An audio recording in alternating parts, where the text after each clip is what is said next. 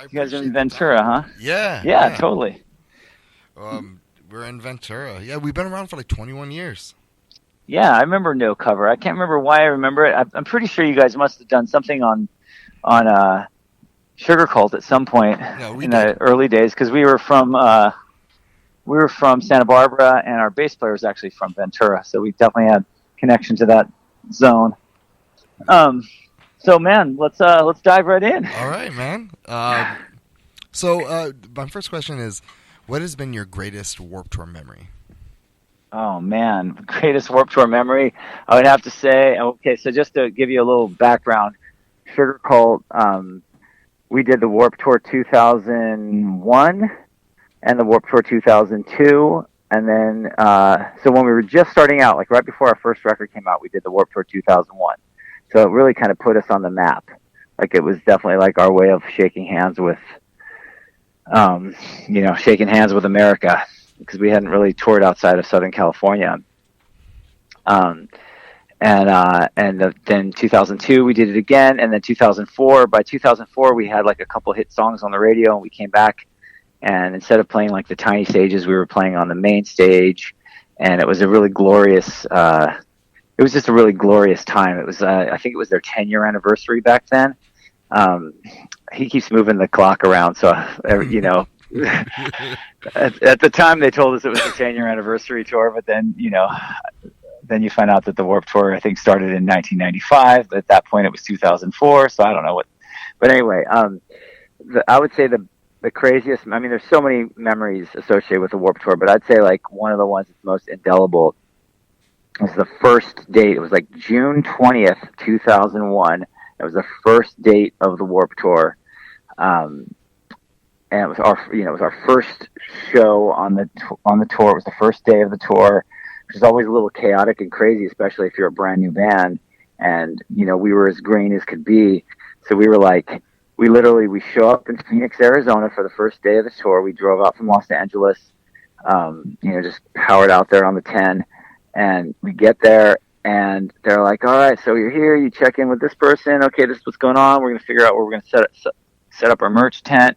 And back then, we were just starting out, so we literally had like one person working for us. We didn't have like a whole crew. We had like a crew of one.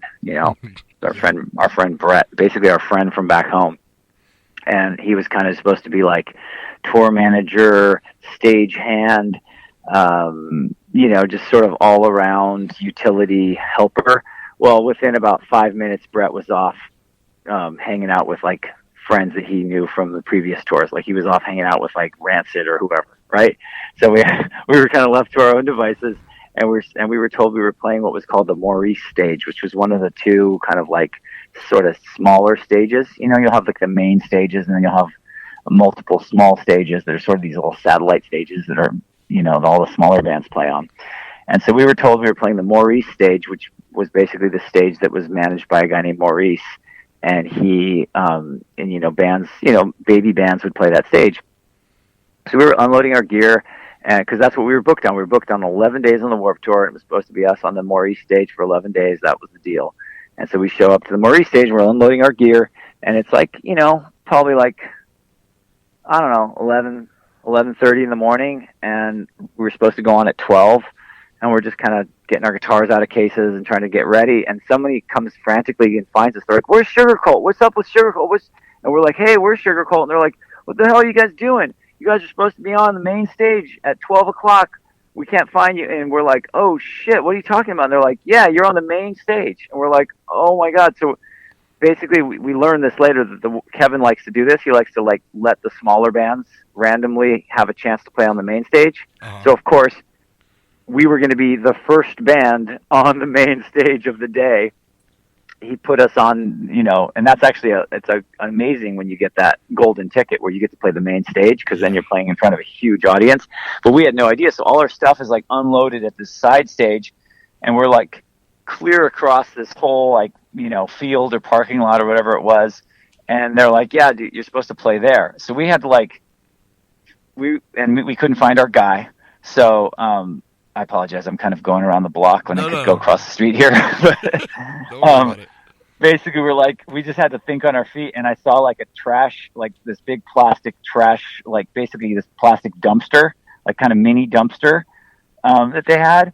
And it was, luckily it was the beginning of the day, so it was pretty much empty. And I was like, you guys, let's just throw our guitars in there. So we threw our guitars in there, threw our road case, just threw our stuff in this thing, and just powered through the audience with this big like plastic dumpster on wheels with our guitars in it, and literally got to the side of the stage, showed our laminates to the security guard. He let us through. We got our stuff there, jumped on stage, plugged in, didn't even like adjust the tone, and it was just like, hope you're still in tune from earlier. And it was just like throw and go, like, all right, what's happening? We're Sugarcult from Santa Barbara. And we just dove into our set, like in front of this huge sea of people. Because if you've ever been to the Warped Tour, people generally get there from the, right when the doors open, because you're kids and you want to like get your money's worth and like be away from your parents as long as possible. Yeah. And also, they never announce the lineup until you're actually at the show. So for all you know, like, if you're going there to see Taking Back Sunday, they might be playing at noon or they might be playing at 8 p.m. So you have to get there right when it starts, or you run the risk of missing out, So yeah, so that was kind of a crazy story. We had to like, it was kind of our like baptism by fire, like, oh shit, here we go. And then like the guys in Rancid were on the side of the stage videoing us, and all these other people from like, we recognized from big bands were on the side of the stage watching.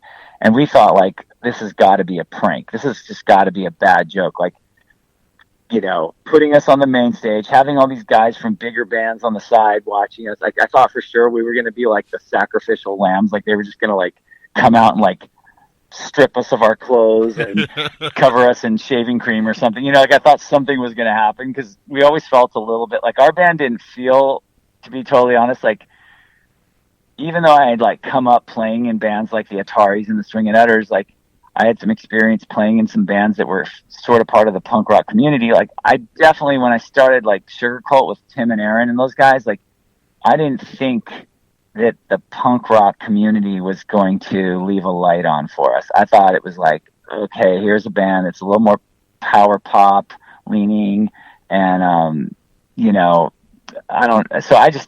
never really felt like we like fit in the Warped Tour scene. So I had my hesitation about it. We had played this Warped Tour kickoff party where we went on right before the Circle Jerks, and it was like the Circle Jerks' first show in 10 years or something. And, they're a legendary California punk band, and their fans like turned their backs to us and were like holding a middle finger up the entire show and spitting at us the whole time.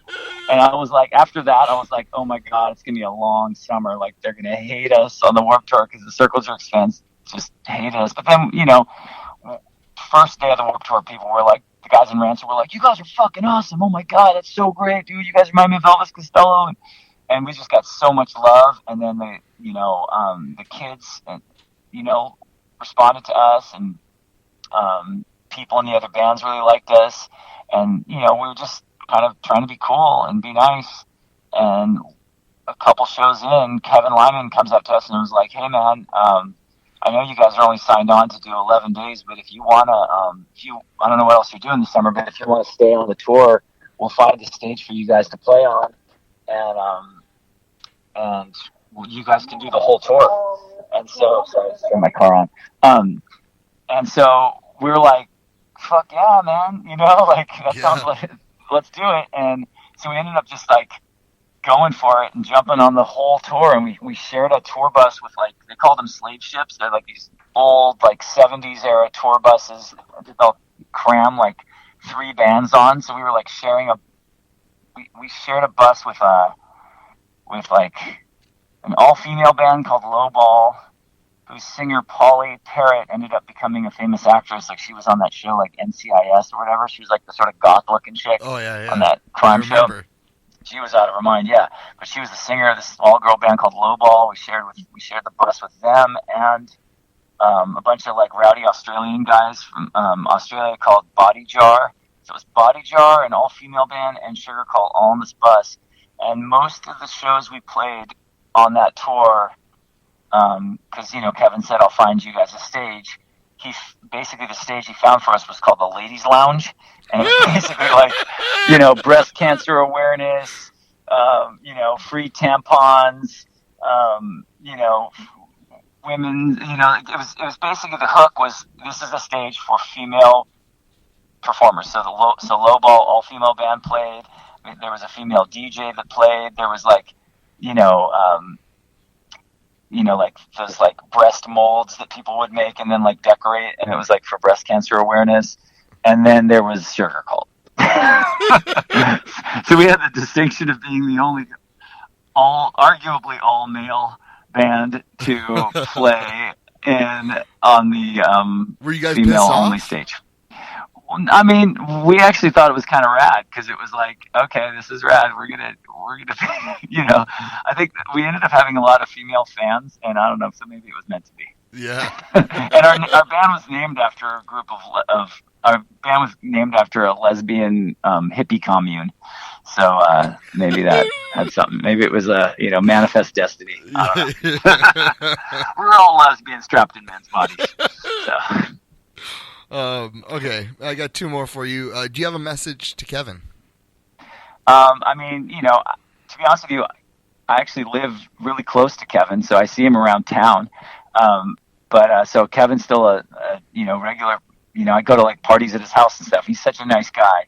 I will say, if I have a message to Kevin, and I'm sure he's already heard it, but it's basically thank you for giving Sugarcult not only giving us the push start we needed when we needed it the most, because he gave us that 2001 Warped Tour, and our first record came out late that August. So we had an opportunity to go all around America and basically just make friends with like every kid in America that would possibly like our band, make friends with so many great bands that would end up taking us out on tour for the next subsequent 2 years after that Warped Tour. Those bands we would go out and open for Newfound Glory, or open for Good Charlotte, or open for Goldfinger, or open for Real Big Fish. Like, we forged so many relationships on that tour where, those bands, they would, ask us to open for them, and they'd say, yeah, it's because I saw you guys on the Warped Tour, because I met you guys on the Warped Tour. So it really helps bands from like, from a fan standpoint. It's a great opportunity to go out there and give fans kind of like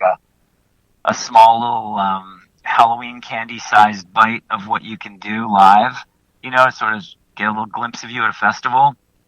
But from a business standpoint, it's actually an amazing place for bands to intermingle and network with each other and kind of go, oh, dude, I'd love to. Because, let's face it, when, bands always talk about this, it's like your decision-making process when you're deciding what bands to take on tour, part of it's based on, like, okay,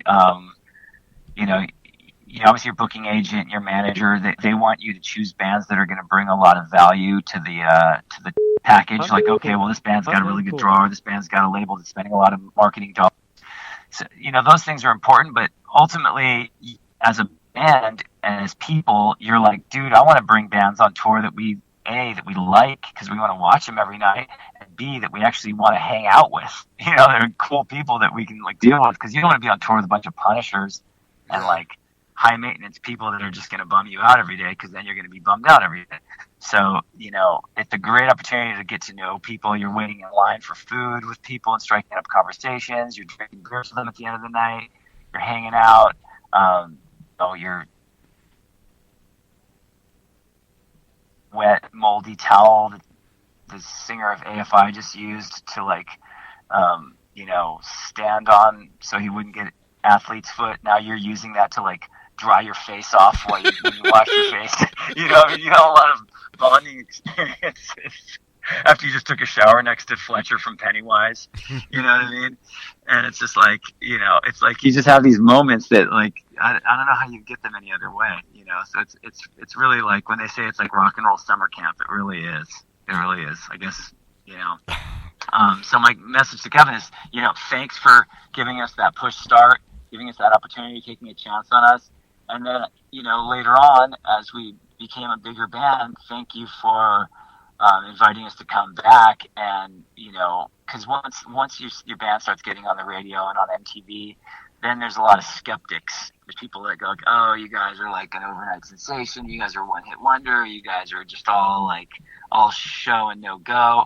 So to be able to get out there and play live on a festival and like deliver, you kind of prove yourself. I think a band never stops needing to prove themselves, and maybe on your way up, you got to work really hard to get everyone to even pay attention. But once everyone is paying attention, then you got to work arguably even harder to make sure that you deliver on your promise. Awesome. And my last question is, do you have a fun story or a Fletcher story that you'd like to share? Well, I mean, how can a Fletcher story not be a fun story? I think they're synonymous, I have Fletcher stories.